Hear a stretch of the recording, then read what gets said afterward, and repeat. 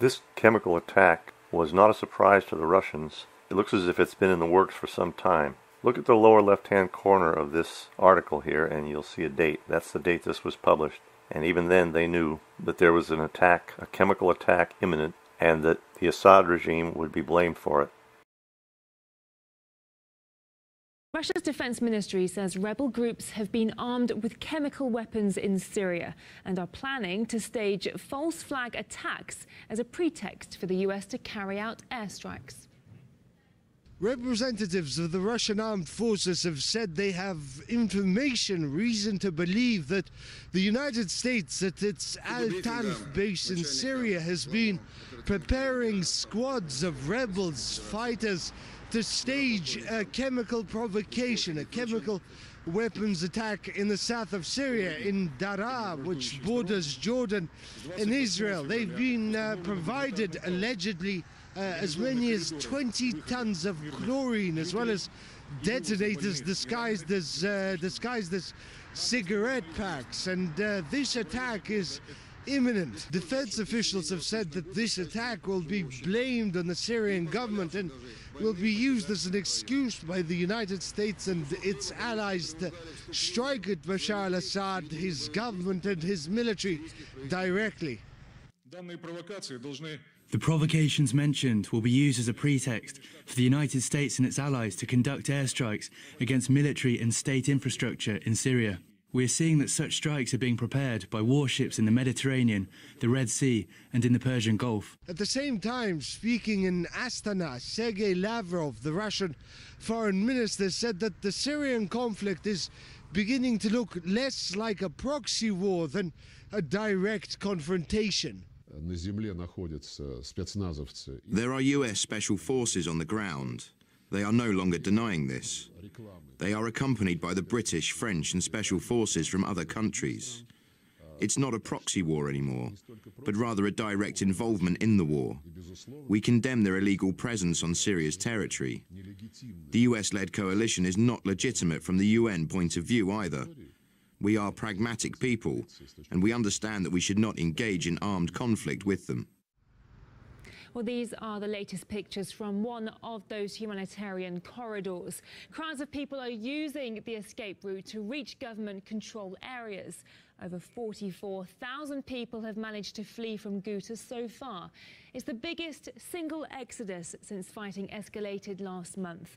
The first to make it to safety were children, women and the injured, according to the Russian Defense Ministry. They were given basic supplies when they reached the government-controlled side of the corridor. Here's how they described life under militant rule.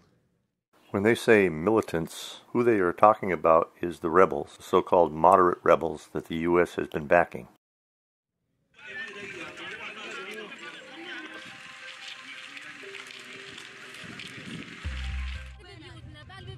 The militants were living with us next to our houses and inside them. They would open a road amongst the houses to be able to move. They would not leave, and we did not dare to say, "Get out." They fired at us. They didn't want us to escape at all. They fired at the car's wheels so that we couldn't leave.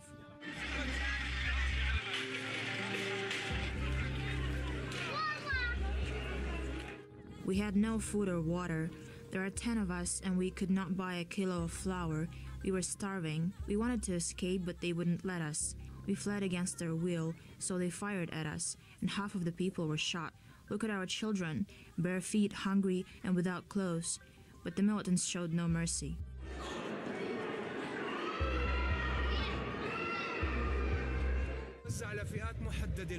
The aid was given only to certain groups. Most of the medical aid was sold. It was from humanitarian agencies and the UN, and was distributed in Ghouta under the supervision of our government. But the militants were selling it. I don't remember the last time I ate. We didn't have food in our village. The militants took everything that the humanitarian convoys delivered. Meanwhile, the UN's special envoy to the country has welcomed a brief ceasefire in the city of Duma in eastern Ghouta. Staffan de Mistura also renewed calls for an end to the hostilities across Syria. Further meetings have been taking place since the Secretary General's briefing between the Russian Federation and Jaish Islam in the last few days on the outskirts of Duma. As a result of this engagement, a tenuous, fragile ceasefire between the government, Russian military and Jaish Islam forces has continued to largely hold for the 6th day now. Let's hope that therefore the ceasefire holds, because that has been at least one good news among very bad news. Eastern Ghouta was seized by rebels in late 2012 and since 2013 has been under siege as the Syrian army tries to recapture the area. The Assad government has now succeeded in driving the militants into 3 small pockets, regaining control of much of the region. Despite the advances, many civilians there are still living in dire conditions. Political analyst and author Phyllis Bennett told us the humanitarian crisis will be felt right across the Middle East. There is no place for them to go. The country of Syria has been decimated by these 7 years of war, and people have been moved from one place to another looking for safety and not finding it. Those who have been driven out of the country are finding the gates of other countries closed against them, most notably, of course, the United States, which has prohibited refugees coming from Syria altogether in the context of the so-called Muslim bans that Donald Trump has imposed. But even the countries closer, the countries right in the region who are already taking care of hundreds of thousands, in some cases more than 1 million refugees. In Lebanon, for instance, a very small country, 1 out of every 4 people in that country is now a Syrian refugee. In Jordan, where there's over 1 million refugees, but there's simply not enough water available. So the humanitarian crisis is massive on a regional level, certainly within Syria is the most serious, then on the regional level and on a global level. The Syrian refugees are facing a devastating future. When you talk about the Syrian people and what the Syrian people want, how can you quantify that? Do you have any independent surveys where you can actually document that? And secondly, you talk about the corporate media, the Western media, the lies, and all of this. Could you explain what you think might be the agenda from us in the Western media, and why we should lie, why the international organizations on the ground should lie, why we shouldn't believe all these absolutely documentable facts that we see from the ground, these hospitals being bombed, these civilians who are talking about the atrocities that they have been experiencing. How can you justify calling all of us liars? Sure.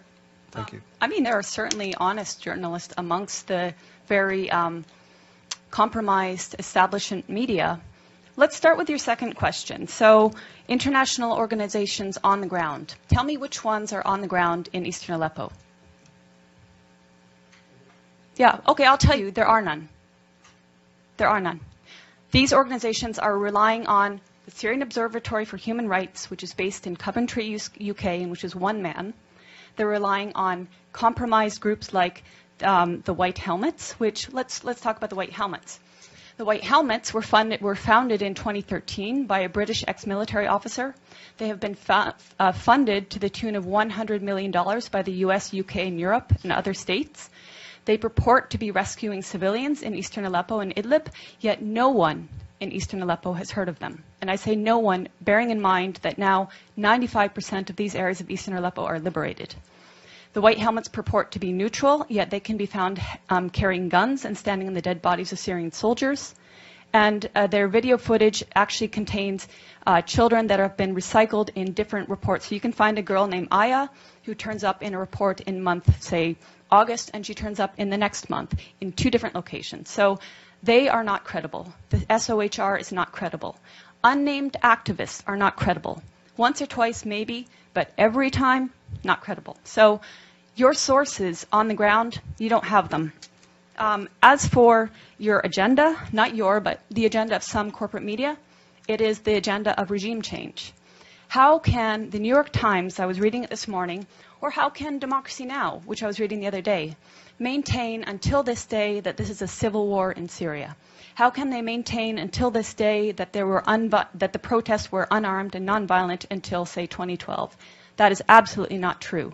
How can they maintain that the Syrian government is attacking civilians in Aleppo when every person that's coming out of these areas occupied by terrorists is saying the opposite? How do I quantify the support of the Syrian people? The elections. In 2014, the Syrian people held elections. The point being, overwhelmingly, the people support President Assad. There are people that want change in the government. We're not pretending they don't want change. Everybody wants change. But in terms of support of the government, the point is they don't see President Assad as the problem. They see the problem as terrorism. They see elements of problems in the system that they have there. But President Assad, they don't see as the problem. They actually overwhelmingly support him. So I'm basing it on their choice in their leader, and I'm basing it on my interactions with people in Syria.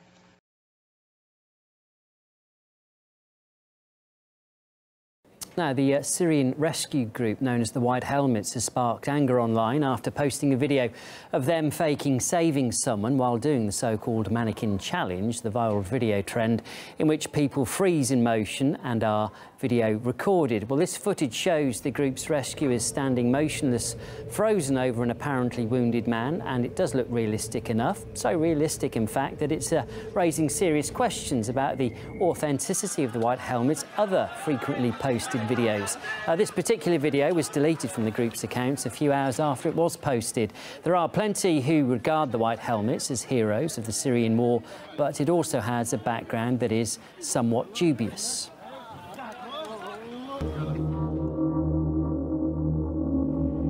The Syrian first responders who risk their lives to save others in war-torn Aleppo. In the face of unrelenting brutality, heroes have emerged.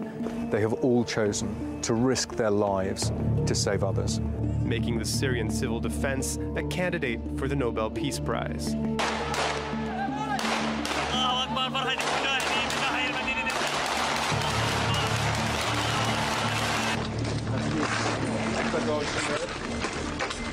ونحن الآن شبيحة يبقوا إلى آخر من يحمل إلى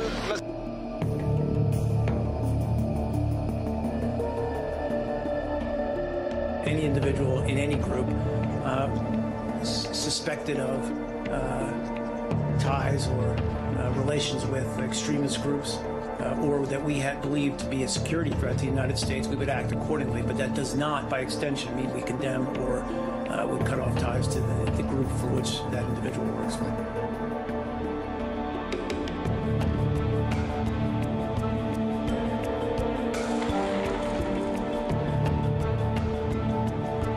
Proud to say we're giving them another, I think, £32 million of funding as part of a wider £65 million package. We provide through USAID about $23 million in assistance to them. Well, we asked the White Helmets what message they wanted to send with their mannequin challenge video, but we've yet to receive a response. We've also asked them to explain why they then decided to delete the video from their online accounts. We can talk a bit more about this too with Vanessa Beeley. She's an independent researcher and journalist who does specialise in the Middle East and has written extensively about the White Helmets too. Good evening to you, Vanessa. What did you make of this mannequin video that's been posted and then removed? Well, it was extraordinary. I've sort of been following this since it came online early this morning, and or since I first picked up on it. And it's sort of extraordinary. I mean, it's an extraordinary claim to make that it's a mannequin challenge, because this video went out. It went out with the hashtag mannequin challenge. However, it's a little bit unusual compared to some of the other mannequin challenges that I've just been quickly looking at, in the sense that, yes, they are immobile. Yes, they're not moving. But then we have this extraordinary soundtrack that kicks in. So it's not only that they start moving, we get the whole soundtrack of the bombs falling, the screams, and so on. And what we're now seeing, whatever reason the White Helmets had for doing this extraordinary event, we've seen a reaction that I believe shows that it's massively backfired on them. I mean, even Elliot Higgins, the armchair activist who creates all the evidence to back up the various NATO hoaxes, including the Ghouta chemical attacks that have been completely discredited, including the humanitarian convoy that was blamed on Russia. And that evidence came from the White Helmets. So he's been largely basing his false flag evidence on the White Helmet narratives from supposedly on the ground. Even he tweeted saying that what they're doing is crazy because it's creating a real backlash and a real reaction, even against people that have not been perhaps persuaded of the White Helmet fakery. But even they are starting to now question. I mean, India today has just said, now the question is, are all the videos shared by the Syria's White Helmets fake?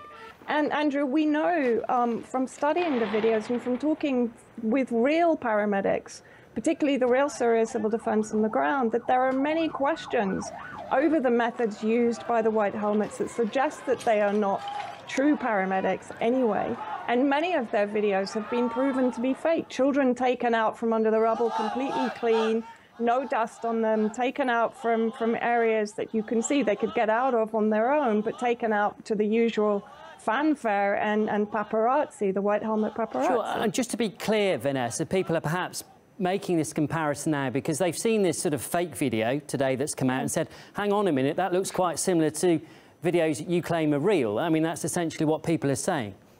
Absolutely. And if we go back to, I think it was in October, there were various demonstrations across Europe using fake makeup. And again, this backfired because people said, well, hold on, this is exactly what all the White Helmet victims look like.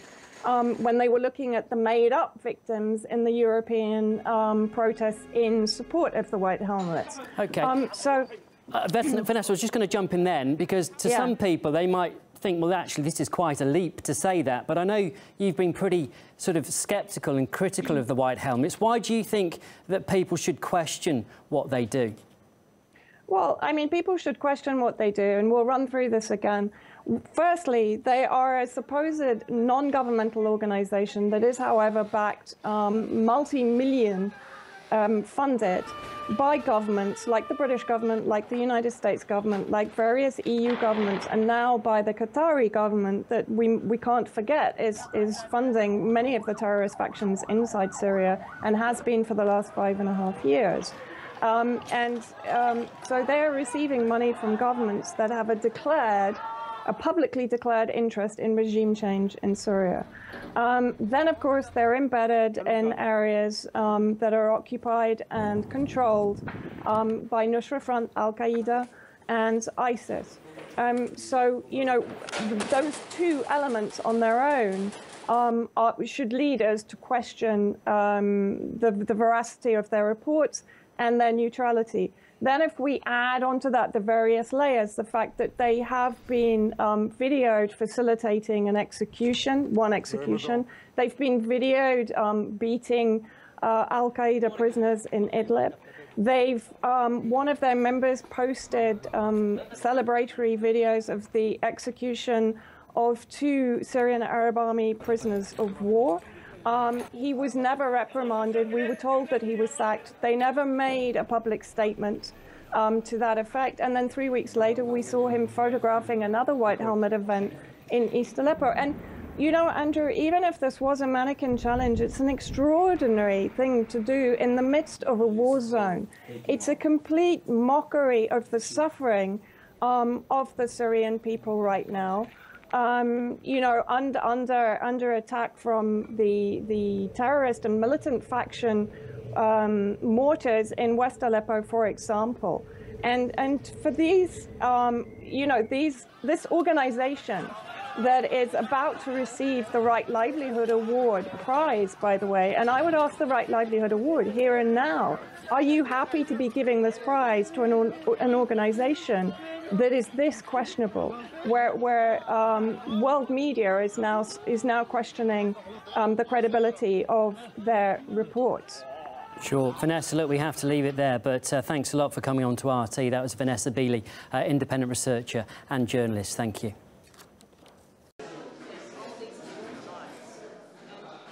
When things began in Syria in 2011, I was living in Gaza and reporting from Gaza on the struggle of the Palestinian people against the Zionists and the illegal siege on Gaza and all the things that the Zionists are doing to oppress Palestinians, to murder Palestinians.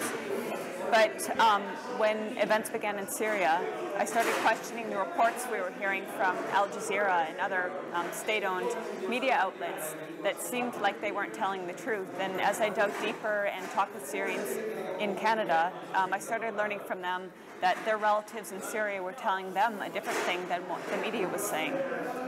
In 2014, I had the opportunity to go to Syria for my first time, although I had been deeply researching and very actively involved with Syrians abroad until that point. And as soon as I went to Syria, from the day one, I started hearing from Syrians that everything that the media had been saying about their country, about a popular uprising, of nonviolent protests, about their government cracking down on them, that all these things were lies.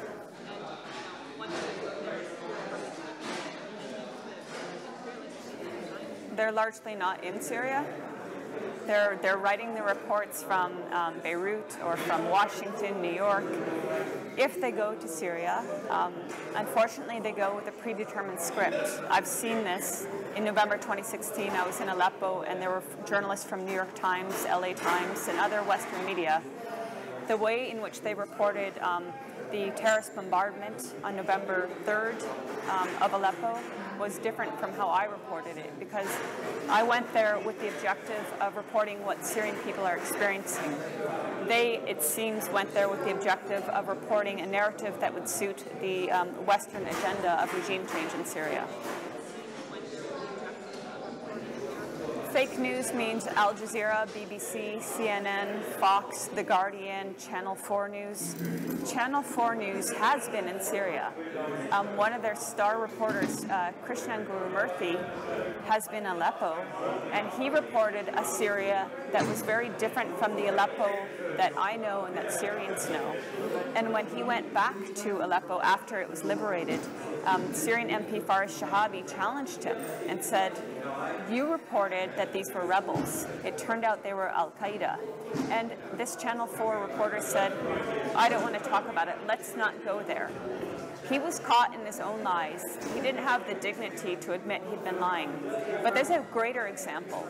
This child, Amran Daknish, his photo was taken and it was exploited, and the world was led to believe that this boy had been gravely injured by Syrian or Russian airstrikes.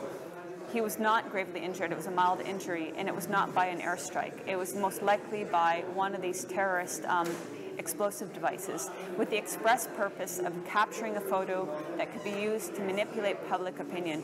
He was called the icon of Syrian suffering, and so-called rebels dubbed him, the voice of Syria. But he was a child that was exploited by this media, and his family did not agree to this, and his family came out very clearly in support of the Syrian government and army and against the terrorists. That is a prime example of fake news. But fake news with regard to Syria, we can say from day one, the news that this was a popular and nonviolent uprising, that is one of the key elements of fake news, the idea that the people are against their president. You go to Syria and talk with people and you'll find, no, the people overwhelmingly support their president and their army.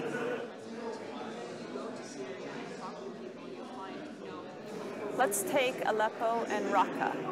What did the U.S. illegal forces in Syria do to Raqqa? They destroyed it, and they killed hundreds of Syrian civilians. Let's look at Aleppo. What did the Syrian and Russian forces do? They waged strategic battles against terrorists. They opened humanitarian corridors. And I was actually on one of these corridors on November 4th. And that corridor was opened for civilians to leave terrorist-held areas of Aleppo to get medical care, to come and live in a safer area. Terrorists prevented civilians from leaving that corridor by shelling it, and that's not the first time it's happened. So the Syrian government opened corridors, they were waging strategic battles, and they did use military sieges to force the terrorists to lay down their weapons or to take amnesty or to be given safe passage out. And that is how Aleppo was liberated. Terrorist factions, Al-Qaeda in Syria, was given passage out of Aleppo so that peace could be restored to that area. and so that civilians could go back to their lives, schools could open. And that's exactly what happened after Aleppo was secured. The same in Homs, the same in Madaya. I mean, that is a perfect example of restraint. They did not use an American tactic and just obliterate the areas. They did not use an Israeli tactic. For example, in Shijai, in Gaza, Israel flattened the neighborhood. The Syrian government and the Russian allies didn't do that. That is restraint.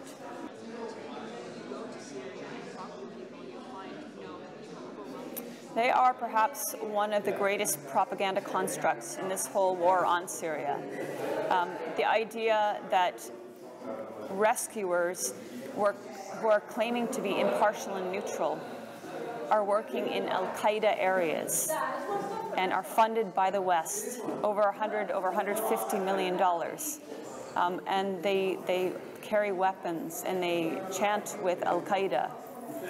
We're sold this notion that they are rescuing Syrian civilians, and they're constantly running with babies in their arms. They're so valiant. Why are they working in Al-Qaeda areas?